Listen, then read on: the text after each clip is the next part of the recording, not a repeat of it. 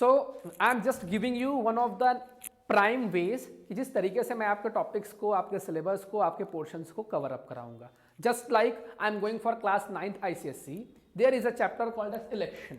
तो उस complete chapter का एक कंप्लीट सिनेरियो, जैसे सिलेबस क्या क्या रहेगा, that I will be mentioning there on the top. जैसे सिलेबस हमारा election and apart from that composition of election, direct and indirect election, composition of election commission, general election terms, different forms of elections, कि हमारे complete syllabus का portion रहेगा। वो syllabus के complete portion को मैं एक बार अपने बोर्ड पे ही प्रॉपरली मेंशन कर दूंगा, ताकि आप सब लोग उस चीज़ों को गो थ्रू कर सको और आपके सिलेबस में वो पोर्शन है तो उस हिसाब से आप चीज़ों को कंप्लीट अप कर सको।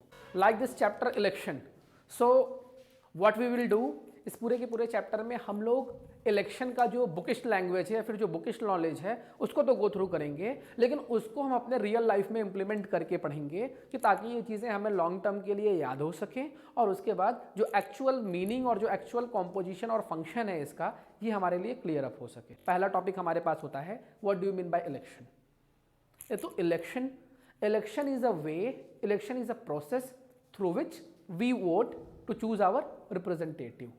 मतलब अगर हिंदी में बात करें कि इलेक्शन से एक हमारा एक ऐसा प्रोसेस होता है जिस प्रोसेस के थ्रू हम लोग वोट करते हैं और अपने जो भी हमारे रिप्रेजेंटेटिव्स होते हैं हमारे एरियाज के, हम उनको इलेक्ट करते हैं।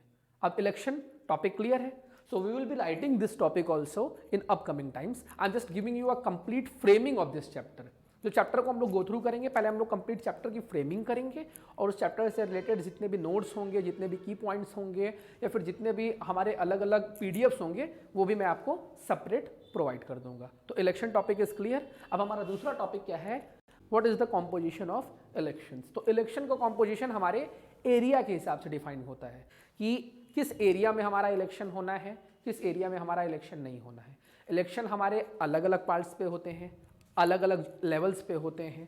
लेवल्स पे अगर हम लोग आते हैं इलेक्शन के लिए, तो जब भी हम लोग बात करते हैं इलेक्शन की, तो इलेक्शन हमारा एक विलेज के लेवल पे जो होता है उसको एक अलग सेपरेट टर्म्स में बात किया जाता है। जब इलेक्शन हमारा सिटीज़ के लेवल पे होता है उसको हम लोग अलग टर्म देते हैं, और जब भी इलेक्शन हमारा आने वाले टाइम में स्टेट के टर्म पे होता है तो उसको हम एक अलग टर्म देते हैं। तो और जब इलेक्शन हमारा कंप्लीट पूरे कंट्री के लिए होता है तो उसके लिए एक अलग टेक्निकल टर्म होता है। तो इलेक्शन क्लियर हो जाएगा। इलेक्शन के बाद हमारे कॉम्पोजिशन में, इलेक्शंस हमारे कहाँ कहाँ पे होते हैं।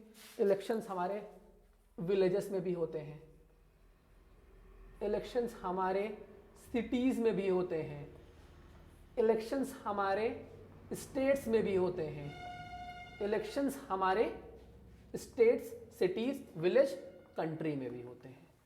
अब जो इलेक्शन हमारे डिफरेंट डिफरेंट पैरामीटर्स में होते हैं, सबका अलग अलग नाम होता है, सबका अलग अलग फ्रेमिंग होती है। इन सबके अलग अलग टेक्निकल नाम को, अलग अलग टेक्निकल फ्रेमिंग को भी याद करना एक जरूरी पॉइंट होता है।